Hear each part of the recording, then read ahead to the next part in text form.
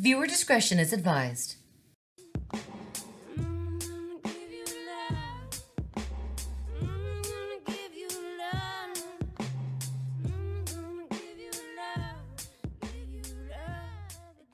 Hello everyone and welcome back to my freak show. Special shout out to new patron Casey Brown. Thank you so much for your support and belief in me, Casey. Welcome to my freak show. And this episode is sponsored by me. Buy my books on Amazon. This double feature opens in Albuquerque, New Mexico in 1954. A mom, Maria, makes her perfect dinner while her perfect child, Timothy, is outside playing with his perfect toy. Much like an asylum, aliens come to their house uninvited, yanking the mother to the ceiling. Again, aliens are just assholes. They at least could have brought some wine with their abduction. Anyway, when the husband comes home, he finds his wife Maria doing her best Reagan McNeil impression and blows up his head. And not in a good wifey way. After the opening credits, we see Ike Eisenhower in Palm Springs, and it's the same year. Ike is played by the tasty Neil McDonough, an incredible actor with a long list of credits including Desperate Housewives, Justified, and Tin Man. The guy is just trying to relax with golf and some good buddies, but the government just won't let him because, that's right guys, you guessed it, aliens being assholes.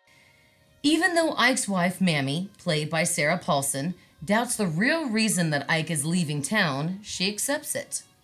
Ike is taken to New Mexico where he observes the UFO crash. And at the site, aside from the spacecraft, they find an alien and Amelia Earhart. Amelia has some signs that are designed on her back which look really cool, and I noticed them immediately straight away, so we'll talk about those later. Now quickly, I have to say that I love the old-fashioned sci-fi music that's playing over the episode with the black and white background. It so reminds me of being a kid and watching old episodes of Twilight Zone, or maybe just some old black and white movies from the 40s and 50s. That's my type of horror, honeys. Ike questions Amelia, who tells him that she was with Fred, and suddenly the island that they were looking for disappeared. Their instruments went crazy, their plane went down, and everything went white. She describes tests and things being put inside of her, but refuses to tell Ike who did it. When Amelia asks him the year, she doesn't believe him and gets upset, telling them that they're not Americans and is sedated. Now, I do want to say that this is not the first time that we hear from somebody about Americans, so just take a mental note of that in this review. Now, that is when the doctor tells Ike that Amelia is 2 months pregnant. What? These aliens knock up Amelia and then just place her back on Earth to give birth and take care of that baby alone? I told you guys aliens are assholes, and they just literally keep proving my point over and over. The government takes Ike to see the alien, which is about to be dissected. At first, I thought the dissection scene was really cheesy, but upon second watch, I realized that it absolutely went with the tone of the episode. Classy, old-fashioned. So I actually enjoyed the lack of aliens and whatever, those little face hugger things were.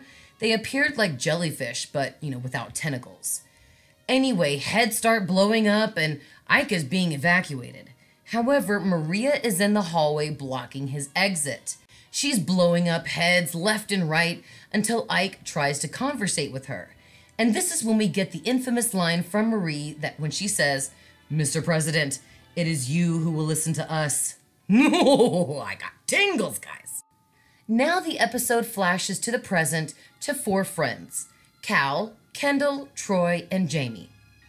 These 4 have been friends for a long time, and the dinner is for them to get back in touch with each other after being separated for a year at college. They're all home for the summer. Cal and Troy are now a couple. Jamie banged a guy whose semen burned her and never called her back again. And Kendall is banging a guy who doesn't believe in technology. So Kendall suggests that the 4 of them go camping, but glamping, the glamorous camping, for the weekend as a way to get back in touch with each other without distractions.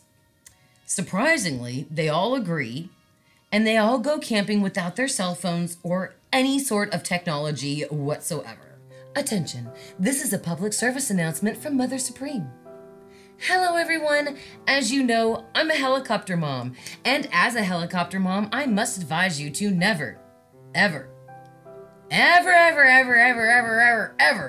go camping, hiking, or anywhere in the woods alone without a cell phone or a satellite phone, because your dad is super gross rich Chad. Yet, it is absolutely great to unplug your phone. Absolutely, I highly recommend this. But there is a reason that we have this technology and why we utilize it in times of need. Please unplug yourselves, go camping, enjoy the outside. But bring a fucking phone just in case someone gets too drunk and breaks something or you get into some kind of trouble and need help. Just keep a charged phone with a GPS tracker on it just in case of an emergency. It's better to have one and not need it than to need it and not have it. Much like keeping condoms, jumper cables, a machete, and kitty litter in your trunk, having a phone in there can possibly save your life.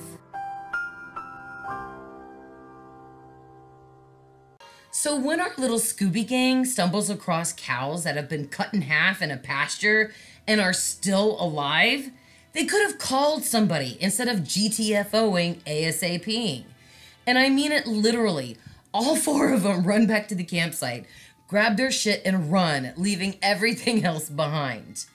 Now on the way home, the car stops and a large beam of light starts in front of them and moves to the top of them. Cal and Troy are in the front seat while Kendall and Jamie are in the back. The aliens are built with like tentacles and start grab-assing these hot young college kids. Everything goes dark, and when they wake up, they're all in different seats than they were than before. And Jamie is far outside the car, and I do mean far outside. They drive a little bit before they finally see her. And rather than asking questions about what just happened to them, they speed off into the night to go home. The next morning, sadly, everyone is sick. Jamie mentions to Kendall that she hasn't been this sick since she was 19 and pregnant, which that definitely sounds like a high-rated MTV show, 19 and pregnant with an alien baby. Which is, I definitely at this point wondered how Jamie got pregnant 2 years ago when she's allergic to, this recent guy's spunk. So, of course, Mother Supreme, Science Queen, had to look it up. And it is possible for a semen allergy to develop in women who haven't had any prior symptoms. So you can also experience symptoms with one partner and not another. So sadly, that blew up any conspiracy theory I had. Damn logic and science keeping me from great conspiracy videos.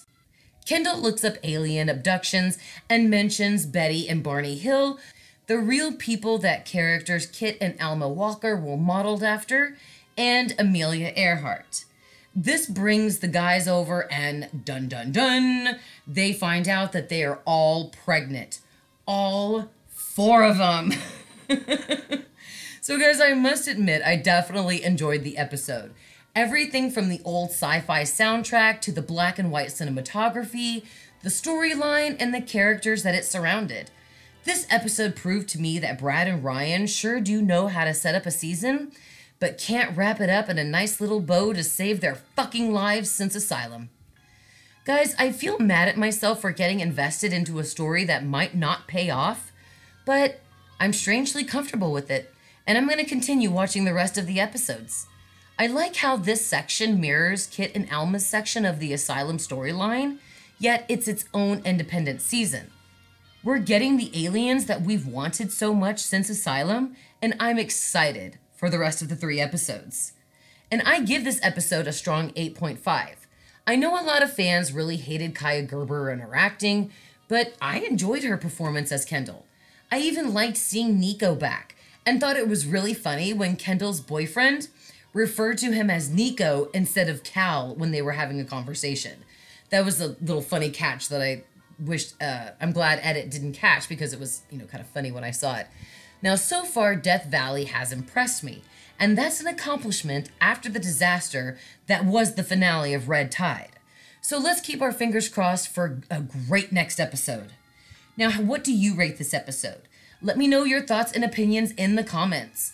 Of course, guys, weekly Wednesday live streams are every Wednesday on my channel. And if you're still hungry after this episode review, you can snack on my AHS theory videos. There's plenty, you know. And YouTube is actually loving my channel now, thanks to y'all. So please continue hitting the like button if you enjoy the videos. Don't forget, every Friday we'll have a Halloween video come out, so be ready for that. Subscribe if you want to. Till then, thank you all so much for watching, and beware of our girl, Sexy Scathach. Beware of Sexy Scathach.